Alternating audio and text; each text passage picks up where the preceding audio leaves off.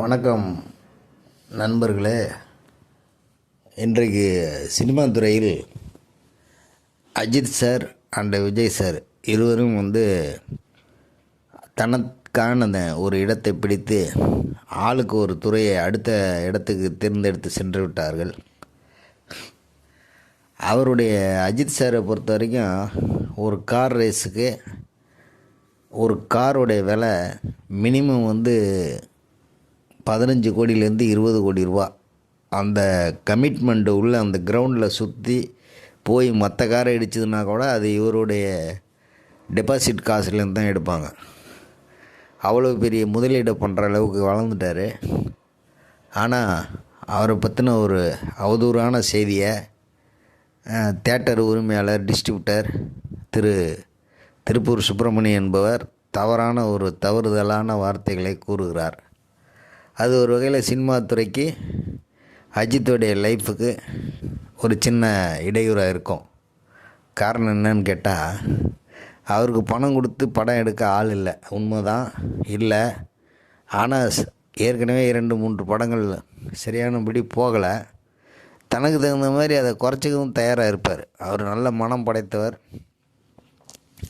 உதாரணத்துக்கு ஒரு காலத்தில் ஆயுத பூஜைன்னு ஒரு படம், பாக்கியராஜ் காம்பேன்ஸ்ன்னு சொல்லிட்டு பாக்கியராஜ் சாருடைய நண்பர் பழனிசாமி அவர்கள் புதல்வன் கார்த்திக் எடுத்தார். அந்த படம் அர்ஜுன் சார் வச்சு எடுத்து அது அவ்வளோ போகல. அந்த படத்துக்கு டைரக்டர் பாக்கியராஜ் சாருடைய அசிஸ்டன்ட் டைரக்டர் தான் சிவகுமார்னு ஒருத்தர். அவர் இடையில தவறிட்டார், படம் போகல.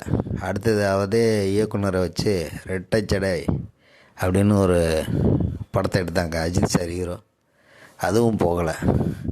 ஆனால் தினான்னு ஒரு படத்தை அவர் தான் கொடுத்தாரு, நீங்கள் படம் பண்ணுங்க அப்படின்னு சொல்லி. ஒரு தயாரிப்பாளர் அவர் அகல பாதாளத்துக்கு போனவரை தூக்கி விட்டுருக்கார்.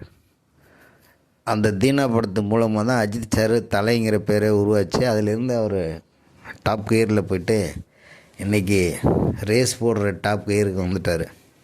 அந்தளவுக்கு ஒரு வளர்ச்சியானவரை சர்வசாதாரணமாக கீழே தூக்கி அடிக்கிற அளவுக்கு ஒரு பேசுகிற ஒரு சூழ்நிலை உண்டாக்கி வச்சுருக்காரு திருப்பூர் சுப்பிரமணியன்கிற ஒரு தயாரிப்பாளர். தயாரிப்பாளர் கிடையாது, அவர் படம் தயாரிச்சிட்டாங்கன்னா அதை வாங்கி விற்று அதில் லாபம் ப்ளஸ் தேட்டர் ரிலீஸ் பண்ணுறவர். இது அவர் சொல்கிற கருத்தில் ஒரு கருத்தை ஏற்றுக்கலாம். ரஜினி சார் ஒரு 5-6 கம்பெனி இருந்துச்சு.